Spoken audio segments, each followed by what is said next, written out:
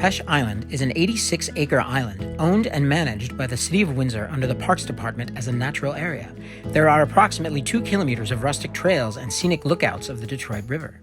This is just an amazing place. If you think living in the City of Windsor and having Ojibwe in your backyard is special, coming to Peche Island is spectacular. This place is like an oasis in the city, and we're really lucky to have it, but it's critical that we undertake the work here to save the shoreline, to prevent further erosion, because if we don't do the work now, you won't have much of an island left 30 or 40 years from now. Due to strong river currents and heavy wave action from freighters, Peche Island has decreased in area by nearly 17 acres, or 20% since 1931. With all the freighters going by daily or regularly, that creates a lot of big waves, and those big waves have an impact on the shoreline, absolutely. So between that those high energy events, as well as just the regular waves from Lake St. Clair during storm events, those two things have really impacted the shoreline here.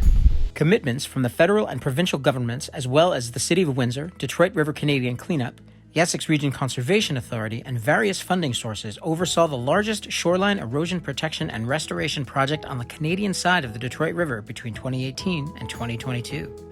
This is a great opportunity for the City of Windsor and the Essex Region Conservation Authority to partner together to address issues that we're having on this island, as well as create such an amazing habitat project for the local environment. The city has secured about $2.5 million in funding from the federal government through the federal gas tax towards this project. And further to that, IRCA, through their sources, have managed to secure an additional over $500,000 in funding from various other sources. Erosion control measures were taken where over 5,605 tons of stone and rock were laid along the northeast shoreline to create a 600-meter-long revetment wall, and over 11,785 tons of stone and rock were expertly placed on the north side of Peche Island to construct 9 offshore sheltering islands, each measuring 50 meters in length.